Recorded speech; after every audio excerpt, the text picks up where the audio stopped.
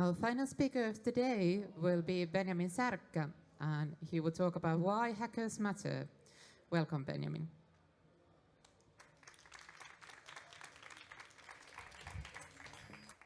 All right. Hi, everyone. Let's start by looking at a video some of you may have seen, some of you may have not. You have new challenges today. Sensitive data is transmitted over encrypted channels. Often the information you want is not transmitted at all. Your target may be outside your monitoring domain. Is passive monitoring enough? You need more. You want to look through your target's eyes. You have to hack your target.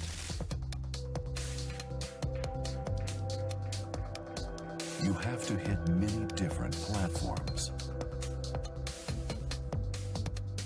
You have to overcome encryption and capture relevant data.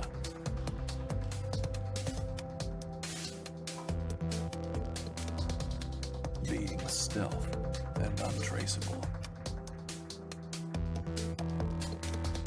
Deployed all over your country.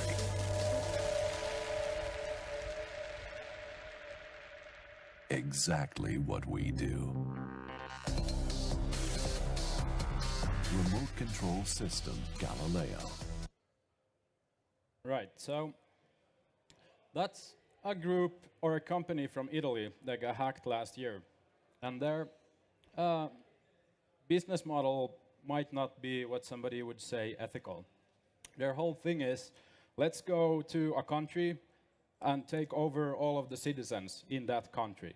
Let's set up a fake base station. Let's put up a system to capture everything that we hold near and dear.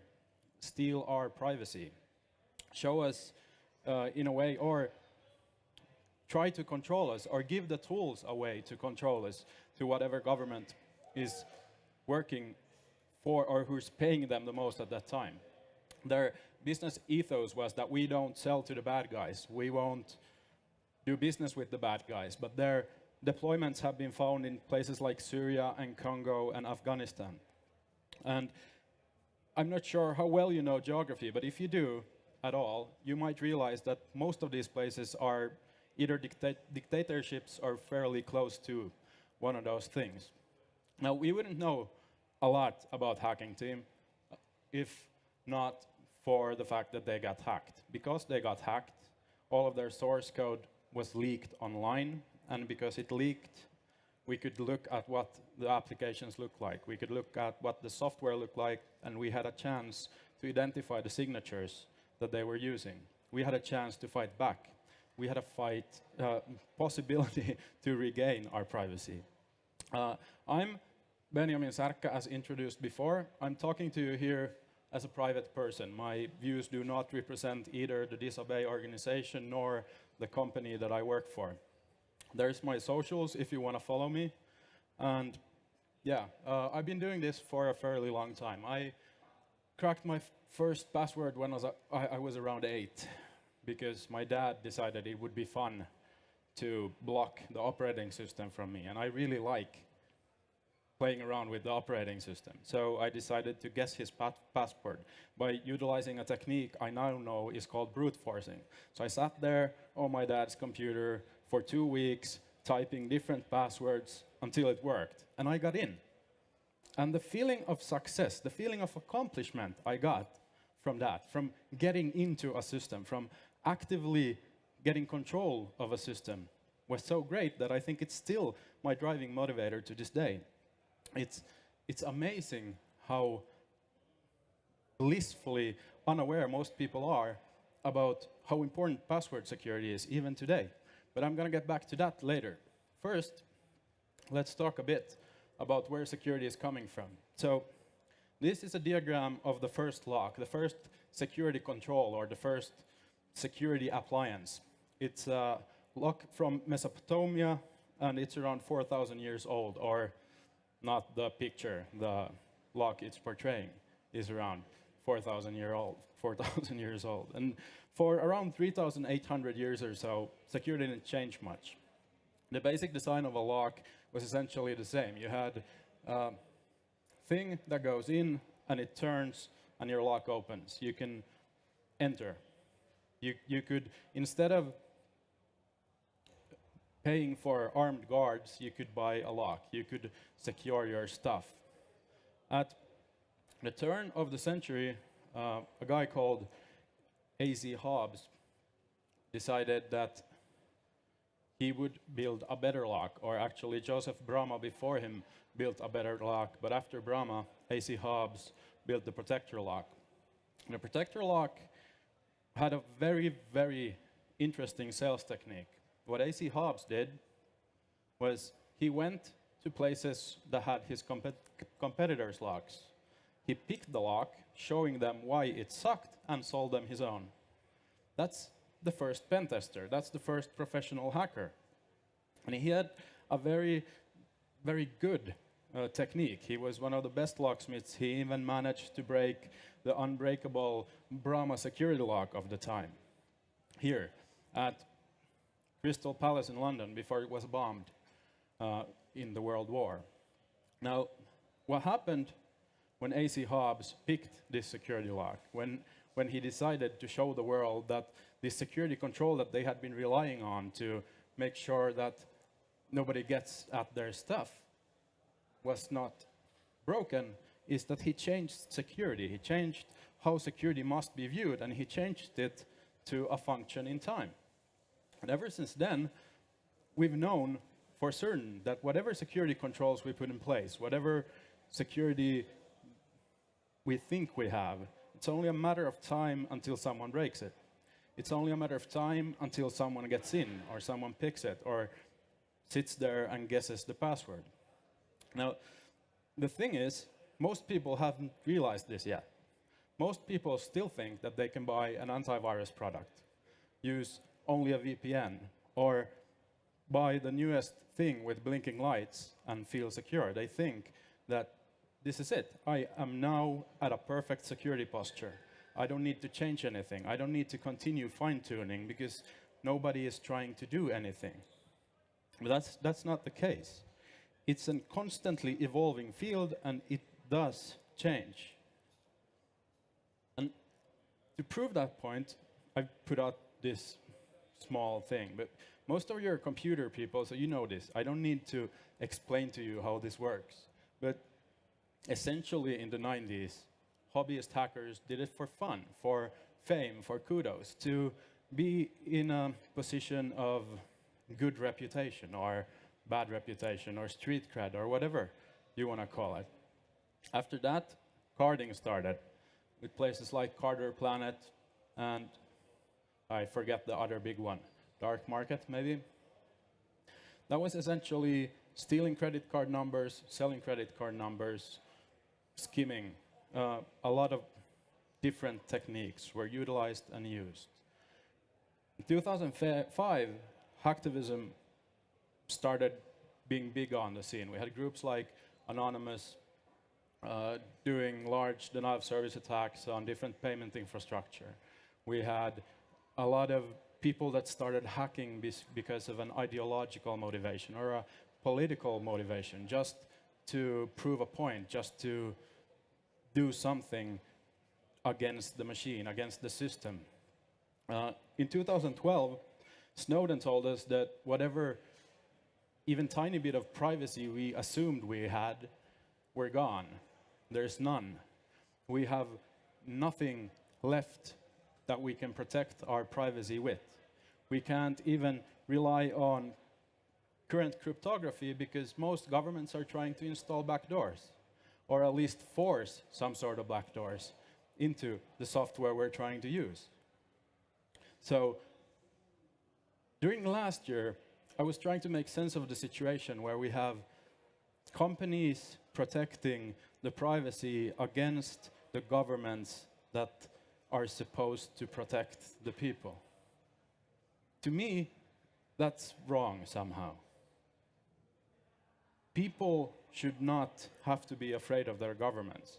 Governments should have to be afraid of their people. Now, that's a fairly famous quote that some of you may have known, and if you do, I'll give you a t-shirt. But it doesn't end there, because we're at 2017 now. And or at least to me, I think every week I'm reading about a new large leak. Hundreds of millions, tens of millions, tens of thousands, 50s of thousands, and fake news.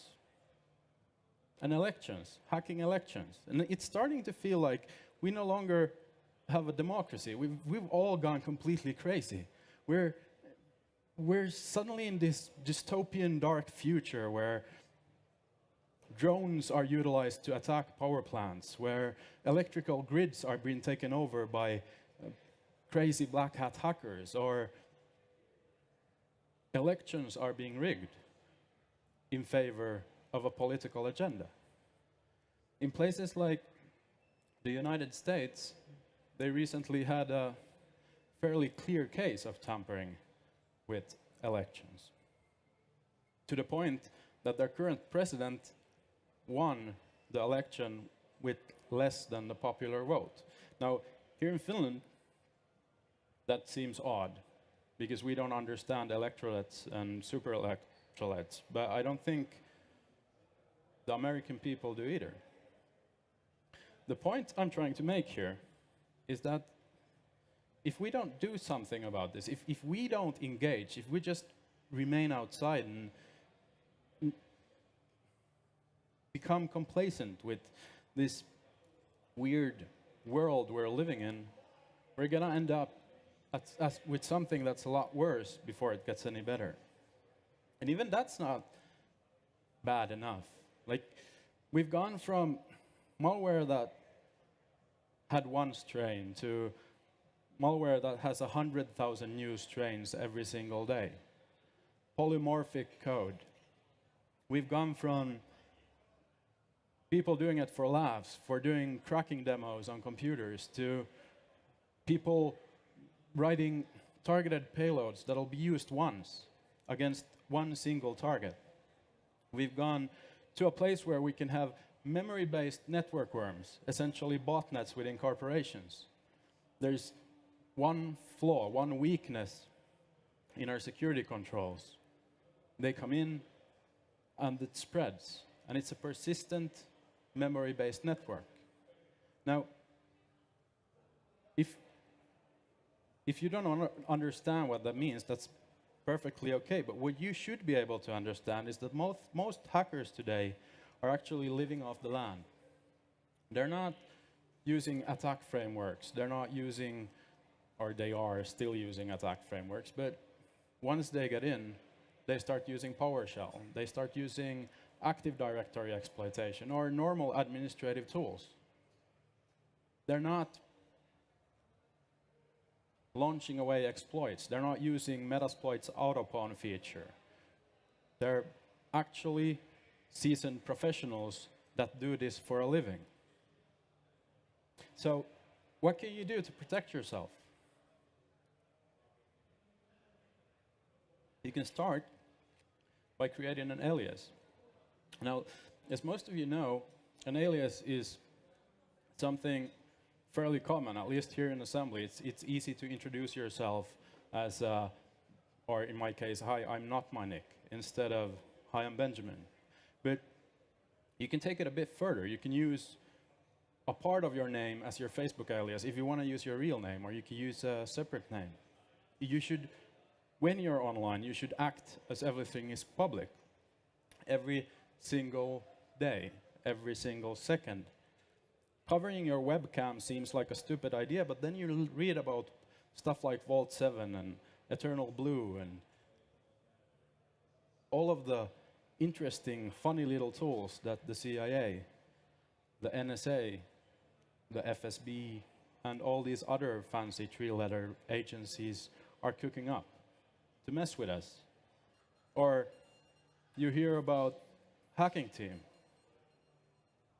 and you look them up, and or you hear about Vulpen, and you realize that there's an entire market out there that is based around selling 0 days to attack us. There's an entire breed of security researchers that go around finding vulnerabilities in software, finding 0 days in software, and instead of notifying the vendors, instead of telling somebody that could do something about it, they sell it to the highest bidder. They sell it to the guy that can pay the most. Last year, a remote code execution bug for the iPhone or the iOS operating system sold for 1 million. Instead of notifying Apple, somebody took 1 million, probably sold it to some government agency. We still don't know whether or not it's been used or not. We just know that it was sold, that it's out there. It was sold to a company called Simperium, by the way. So, really, cover your webcam. It's cheap to buy a piece of tape. Enforce password lock. If you have a device and it's not locked by your password at all times during all days, you're probably not doing enough to secure yourself. And this should start becoming common sense. Two-factor authentication. Now, I'm hoping, who doesn't know what two-factor authentication is? Everybody. Who uses two-factor authentication for all of their services? It's about half. So we have a group of smart people at a computer conference where everybody knows about the security control, but only half of you use it. Now, why are only half of you using the security control? Is your password good enough? Are you not afraid that you're gonna get hacked? Don't you care about your stuff? Maybe you think you're not important enough, or that nobody will ever do anything to try to mess with you or embarrass you.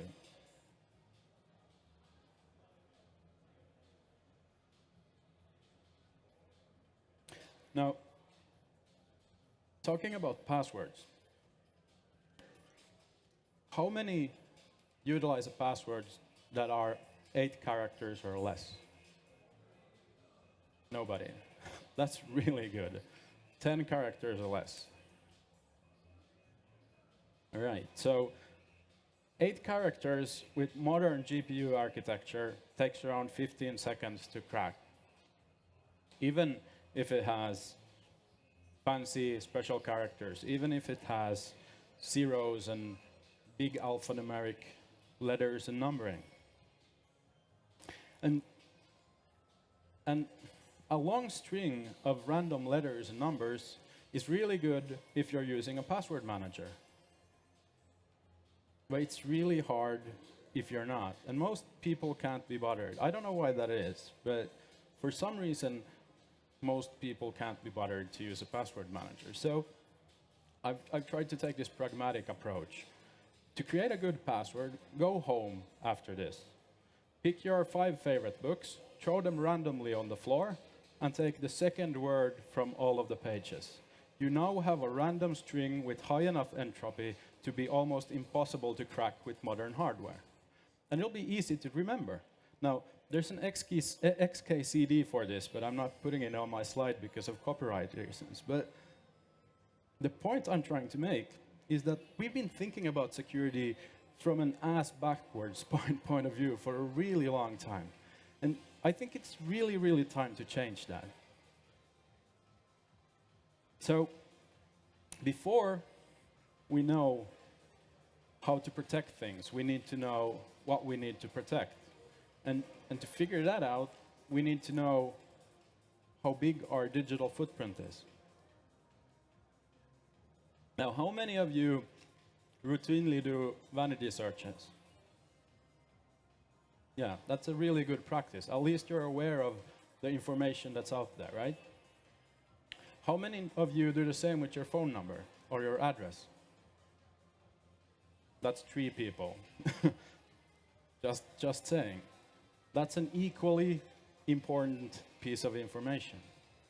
How about your address or your social security number? How many of you do reverse image searches on your most popular images? Again, that's 3 people. I was expecting more of you guys. I'm sorry. The point here is that without the information about what's out there, without the information about what we need to protect, we'll have no possibility of understanding how to protect it. We don't know what security controls are needed for what places. We don't know what amount of effort we should put in to secure a certain type of artifact. The good news is that most hackers aren't out to get you, and they're not wizards either. Hackers aren't these magical species of human that can just look at a computer and take it over, or say bad things to a car and make it explode. It takes work, it takes understanding, and they need to utilize vulnerabilities that can be found by white hats, by people like me. Now, what we try to do is we try to get the information out there, so the general public, so you and hopefully the people who are watching have a better understanding of where you could place those security controls, be they then a padlock or a biometric sensor or an armed guard even maybe, if you have something that requires that. The whole idea is to have the appropriate amount at the appropriate place. It's not rocket science or brain surgery.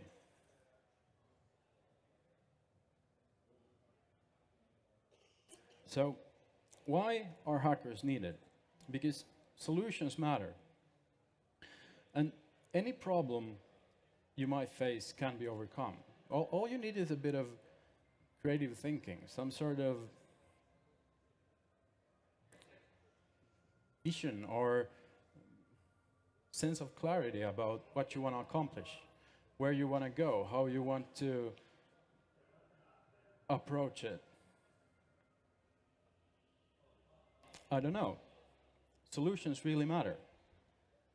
And if we do work together, if we find enough people to solve the hard problems of today, we are for sure going to overcome whatever problems we want to do. We can write new crypto. We can write new tools. We can create new communication channels. We can create software that is more secure. Not unhackable, but more secure. And we can do that if we work together as a community, if we work together as people, as humans, instead of putting people into boxes, instead of thinking about people as resources or unnecessary assets. Something that companies tend to do. Not all of them, but some of them. Now, why do I say that solutions matter? It's because the problems are also created by us. So, the more problems we create, the more we'll require people to solve them. So, more hackers, more problems, more solutions. Everybody's happy. Now, how do you suppose you could get started? I propose you join a bug bounty program. There's two good ones I know of, HackerOne and BugCrowd. Both of them will pay you money to break stuff at home in your underwear if you want to. And that's a really good way of making money. That's a really, really smart way of utilizing your free time. Now, some of the best bug bounty hunters are making towards $500,000 or $600,000 a year by now. That's a lot of scratch. I'm guessing that's more than maybe not all of you, but most of you make. And it makes sense to me to use these skills, if you have them, for good, instead of sitting at home or not doing anything about it. And it's not hard to get started. All you have to do is try. If it doesn't work the first time, you try a bit harder. And if it still doesn't work, you just don't give up. And at some point, you learn. And after that, you start getting better. And then you start understanding things, and you can start sharing, and you can start giving back. Now, I was thinking of speaking for a lot longer, but I seem to have run through this presentation. If you want to, we have this conference where we try to get together, we try to think of these solutions. We're actually launching our call for program today. I have cards where you can find the URL, and I have some t-shirts if you're interested. Our theme this year is robots are a multi-planet species, and that's because they've actually managed to go farther into the universe than we have. They've actually managed to solve problems like what will happen if the Earth just suddenly stops being? Robots won't die out. Humans will. So if you have an idea, if you have a thought that you think matters, if you have a skill that you think you can teach somebody else, or if you have a want for a skill that you want to learn, come say hi at the event. That's my presentation for today. I'm sorry it was a bit short. I thought I had more slides. Yeah, any questions?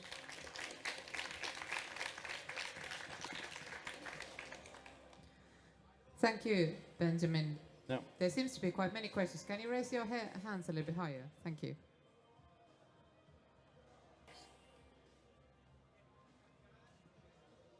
Yeah. I can't hear you because you need a mic. Well, I was wondering about, you said vanity searches or something. Isn't it a bad practice to give your personal information associated with your IP to Google or some other search engine? Well, if you think they don't have that, I have bad news for you. All right.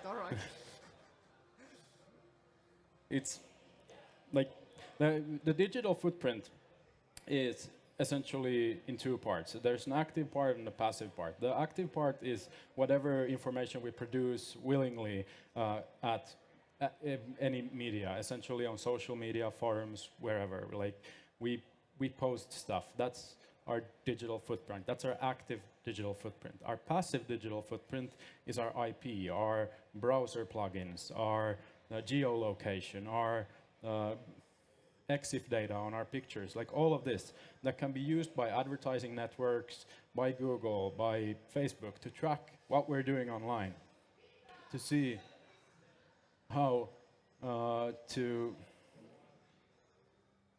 so Google already knows. They have a very, very good idea of who you are. They have, not only that, you're part of multiple different study groups about how you behave to certain types of search results and certain types of search automation. Because what they're trying to do is create a search engine that will give you the information you need without you having to type in the correct search terms. They want to understand what you actually want to find and not only bring what you're searching for. They're trying to build an artificial intelligence to help you with that. Whether or not it's scary or not is up to personal preference.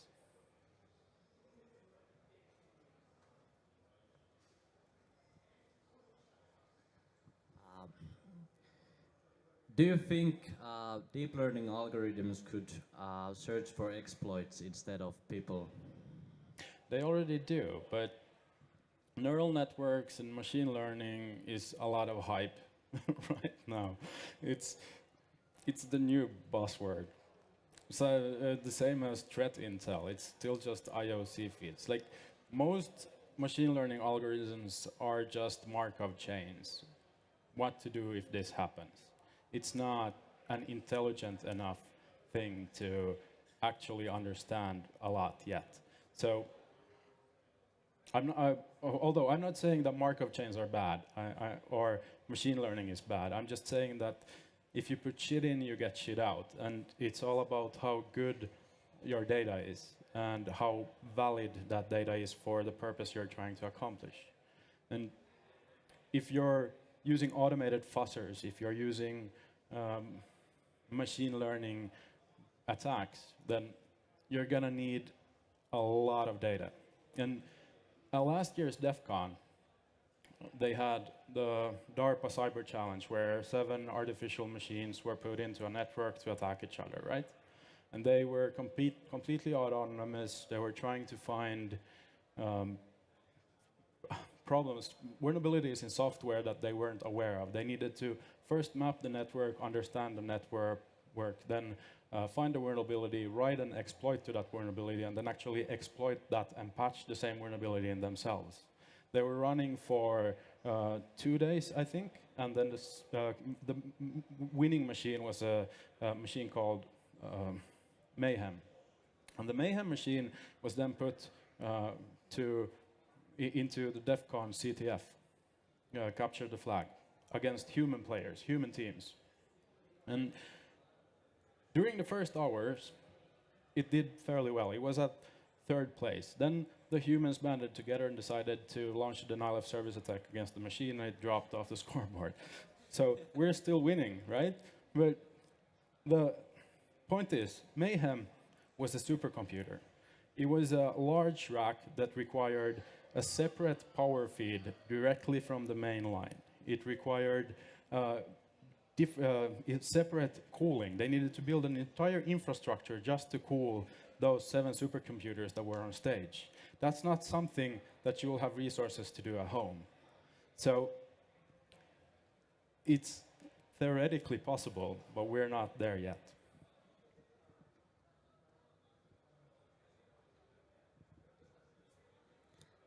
Do we have any more questions? Right. Also, come get your T-shirt. Everybody who asks us a question gets a T-shirt.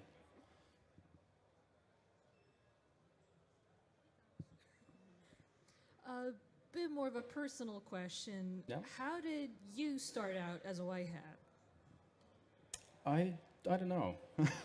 I've never had a need to be bad to other people or be an evil person, I suppose. Maybe it's my upbringing, or maybe I just think that it's a character weakness to do bad things to other people, especially if you're in a position of power. Utilizing that position of power against a weaker individual is unfair. It's being a bully. It's being dumb. So, I don't know. I try to be a better person than that. Okay, first you two over there, and then I'll go to you two. Maybe it was good that I left this much time for questions.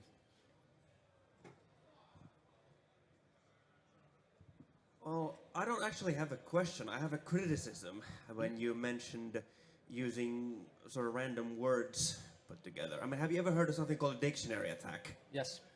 I cracked a lot of passwords.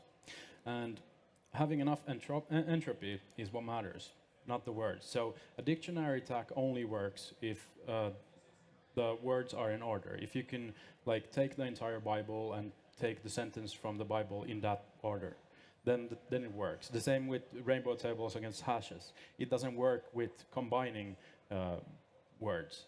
I mean, it could, but you're gonna... Yeah, but you're talking about a rather simple dictionary attack. But slightly more complex ones, say you have...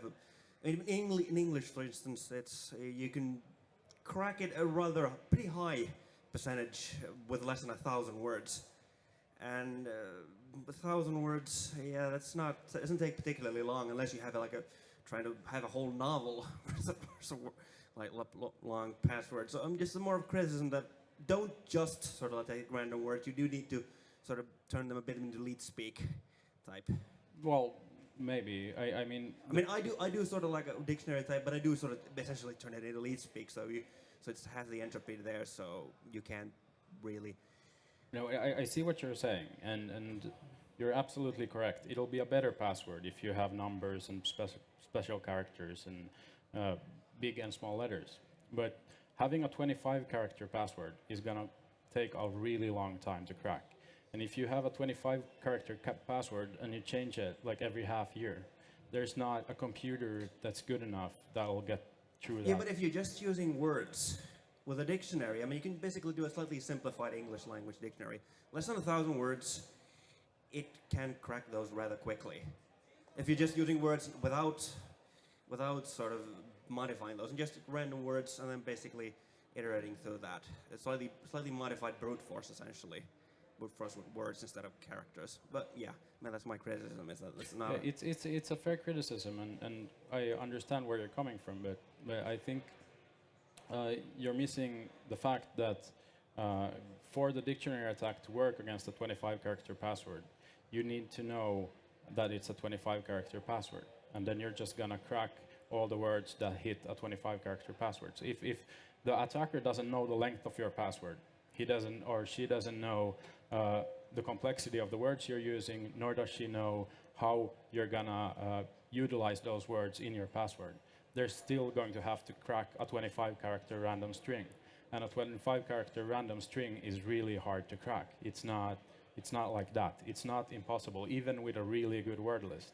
I mean, we can do a challenge on this. Like, I can give you a high entropy 5-character string, a hash for that. I'll give it to you later tonight. And you send me an email when you've cracked it. Well, I've sort of actually, like, people already studied this. I don't have it right now at hand, but yeah, I mean, if it's just sort of words, still dictionary attacks.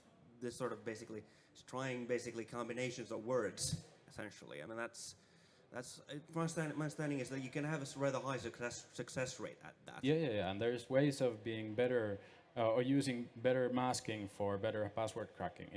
And there's a lot of really good tools for how to crack passwords. It's just a rule of thumb of how to create a fairly strong password that will last you probably a fairly amount of time.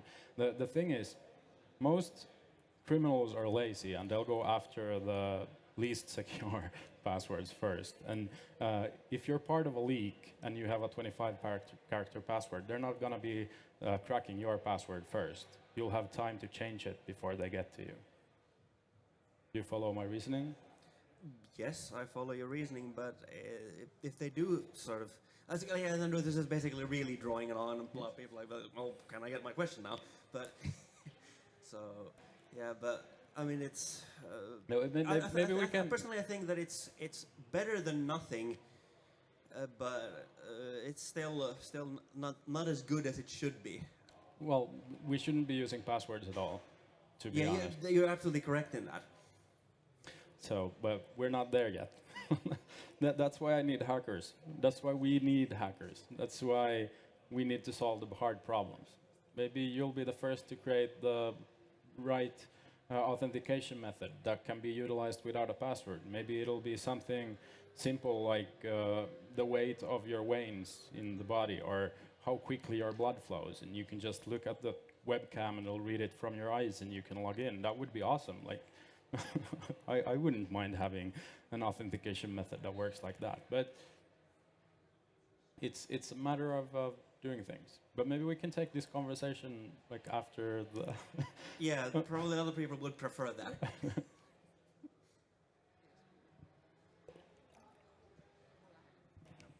Okay, you mentioned two-factor authentication, and it's a rather old concept. What do you think about the future concept of the authentication, like continuous authentication and stuff like that? What do you think is going into the systems or web pages in the near future? That's a really good question. It depends on the system you're trying to secure.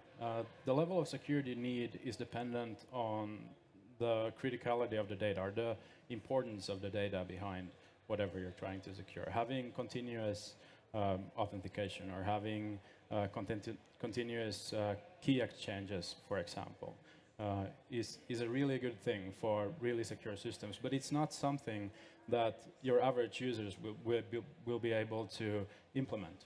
Like, I like using PGP as a good example. PGP is brilliant. PGP would solve a lot of problems that we have with email. But the implementation of PGP in your average email client is not something an average user is able to accomplish.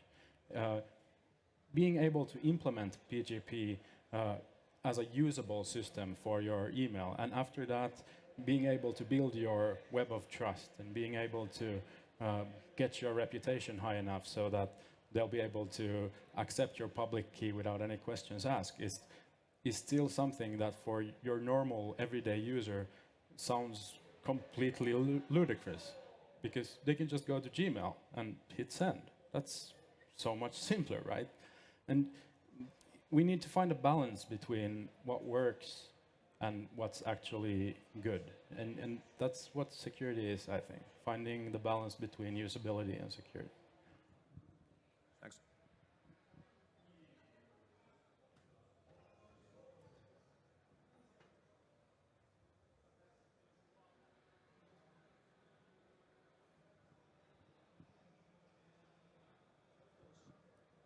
Okay, this is not a question actually, but response to your question. You asked why people are not using two-factor authentication.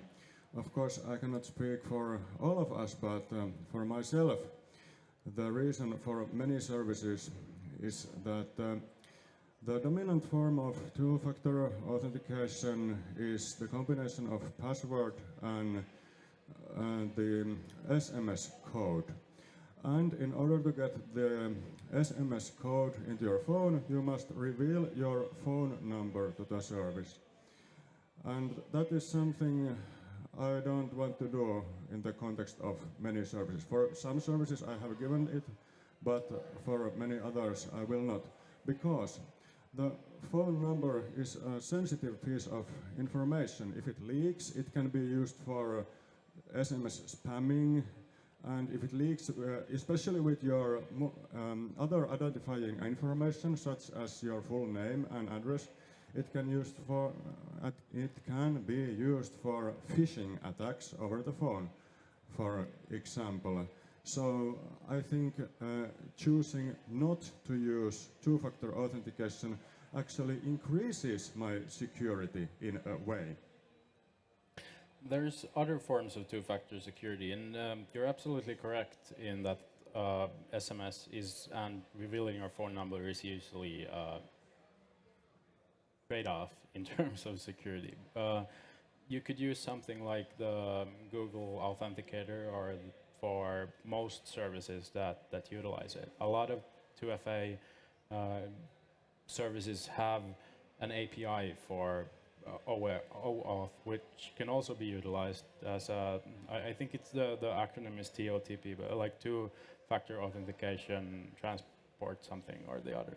But there's a lot of different apps that will just create a randomly generated number that you can then pair against a universal clock, and then you can use that for 2FA if you don't want to give up your phone number.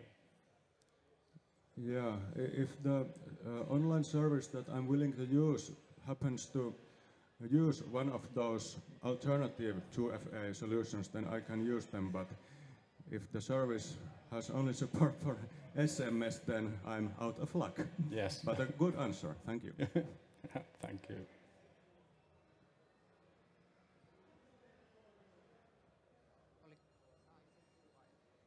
Oh, we also launched our puzzle today. So if you like solving hard problems, go to puzzle.disobey.fi.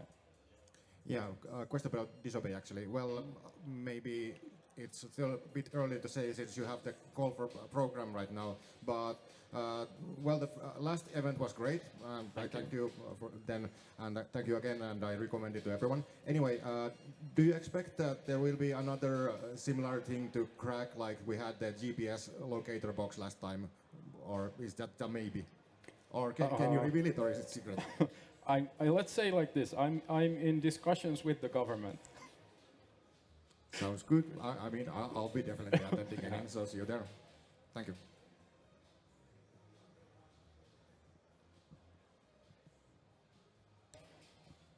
Hi.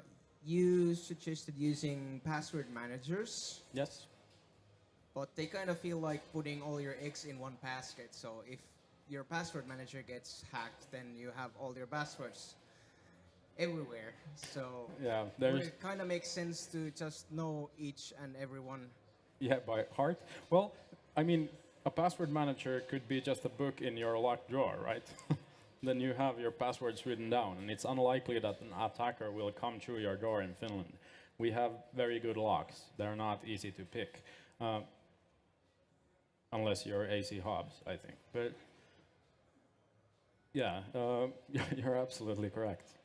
Then you're just hiding all your passwords behind one password. But I think the bigger issue is that if somebody manages to hack your computer, they'll have all your passwords anyway. So having them in a password manager that's on your computer isn't better or worse than not having it on your computer. It'll just make it easier for you to remember stuff. Well, if you have access to different kind of online services where you go by password, yeah. Then if it's not stored on the machine, then how would they know? Or they would have to keep tracking me using the computer until I'm not sure I understand what you mean. Like having the password manager in the cloud or having it locally on your computer? Well, personally, I haven't used one. Right. Yeah, so, I like to store mine locally, but then sync them with different services, so I have them on all my devices. Okay. I'm not gonna be an advertising person for whatever I'm using, but still, I use a password manager. Yeah. But I'm not saying everyone should. You can just do the high entropy password thing, and if 25 characters isn't good enough, take 8 words. Then you'll have 35 characters, and cracking a 35 character password is not something that will happen this century, I think. Maybe, I don't know.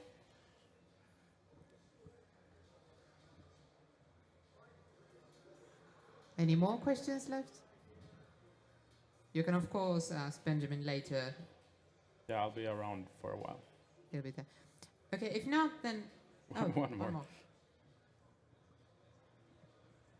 Okay, so what's the private secure communications app that you would recommend people use at this moment? I mean, you said that security is a function of time, so all of them will eventually become something else than secure, but... Whoa. Yeah. There's 2 good ones. Weaker, which will actually destroy your message after you sent it and doesn't keep it on your server. If you use Weaker as a completely anonymous person, so you don't take it into your contacts or tell anybody else except the person you're trying to talk to, it's a utterly and completely secure way to communicate in current knowledge. The other good one is Signal, which utilizes good encryption. But there's good news if you trust the providers, because WhatsApp has end-to-end encryption and Facebook Messenger is providing end-to-end encryption if you enable it.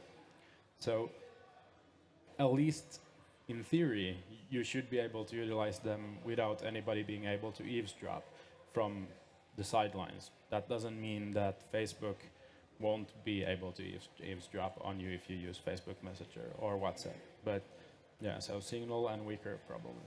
Okay, thanks.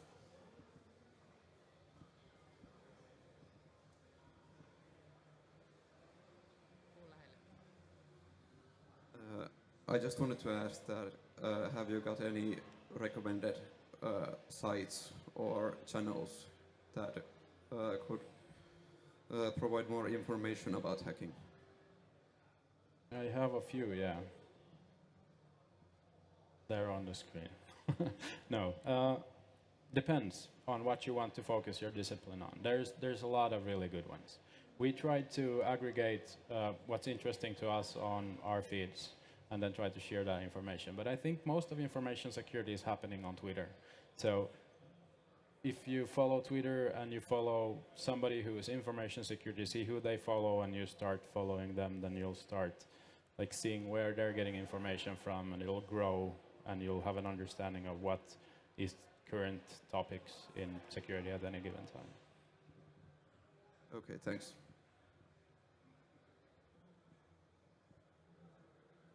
All right, cool.